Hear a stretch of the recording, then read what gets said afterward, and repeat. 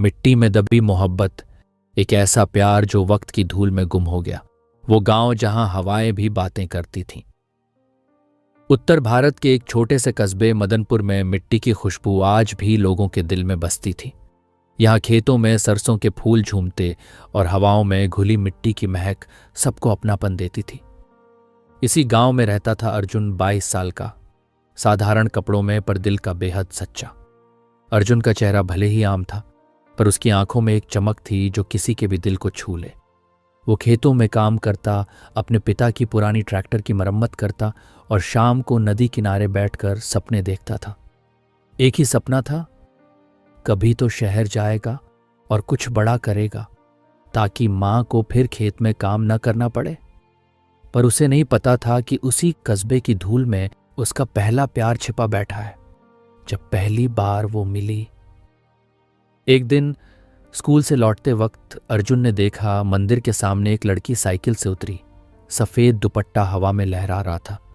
उसकी मुस्कान में एक सादगी थी जो बाकी दुनिया में कहीं नहीं थी। वो थी सावित्री, गांव के पोस्ट मास्टर की बेटी। शहर से पढ़कर आई थी, पर गांव के लोगों से घुल मिल गई थी। उसने अर्जुन की ओर देखा, बस एक पल के लिए, लेकिन वो एक पल अर्जुन के लिए उम्र भर की याद बन गया। उस रात अर्जुन नींद में भी वही चेहरा देखता रहा, उसकी मुस्कान, उसकी चाल, और वो पल जब हवा में उसका दुपट्टा उसके चेहरे से टकराया था। धीरे धीरे दोनों की मुलाकातें बढ़ने लगी। कभी सावित्री नदी पर पानी भरने आती तो अर्जुन वहीं बैलों को नहलाता। कभी स्कूल के बच्चों को पढ़ाने जाती तो अर्जुन खेत की मेड़ पर मुस्कुराकर उसे देखता।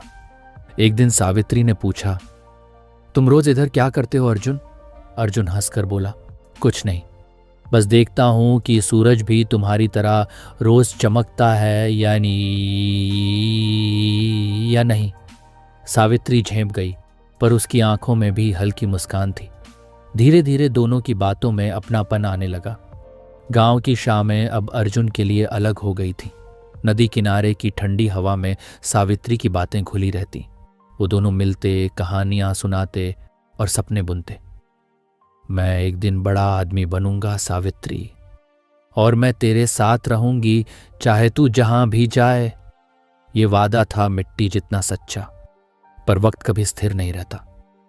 गांव में बात फैलने लगी कि अर्जुन और सावित्री रोज मिलते हैं। लोग फुसफुसाने लगे। सावित्री के पिता, जो गांव के इज्जतदार आदमी थे, उन्हें यह सब बर्दाश्त नहीं हुआ।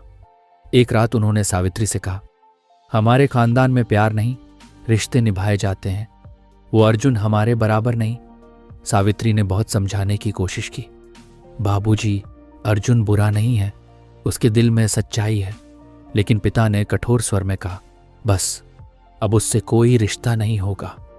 सावित्री की आंखों से आंसू बह निकले, पर वो जानती थी अर्जुन का प्यार सिर्फ उसका नहीं, अब उसकी रूह का हिस्सा बन चुका था। अगली सुबह सावित्री ने नदी किनारे अर्जुन को बुलाया।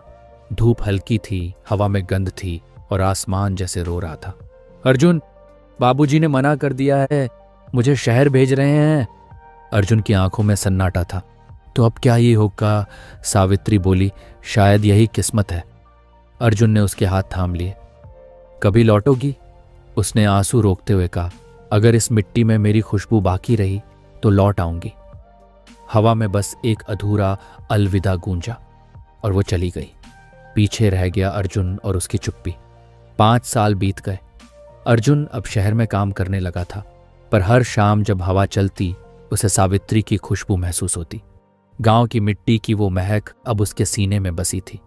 एक दिन जब अर्जुन वापस गांव आया तो सुना, पोस्टमास्टर साहब गुजर गए। उनकी बेटी अब शहर में स्कूल चलाती है। वो मंदिर गया, वही जगह जहां पहली बार उसने उसे देखा था। उसने मिट्टी उठाई और कहा, सावित्री, तेरी खुशबू आज भी इस मिट्टी में है। उस दिन आसमान में हल्की बारिश हुई, जैसे कोई ऊपर से उनकी कहानी पूरी कर रहा हो। अर्जुन ने शादी नहीं की। वो अपने गांव के बच्चों को पढ़ाने लगा, वहीं जहां कभी सावित्री बच्चों को सिखाती थी। हर शाम वो मंदिर की घंटी सुनकर मुस्कुराता और कहता, कुछ रिश्ते अधूरे रहकर भी पूरे होते हैं। कहानी का संदेश, सच्चा प्यार हमेशा मिलना नहीं होता, कभी कभी वो बस यादों में रहकर भी जिंदा रहता है, जैसे मिट्टी में छिपी वो खुशबू जो कभी खत्म नहीं होती। दोस्तों, हमारे चैनल को ज़रूर सब्सक्राइब करें और शेयर करें। धन्यवाद।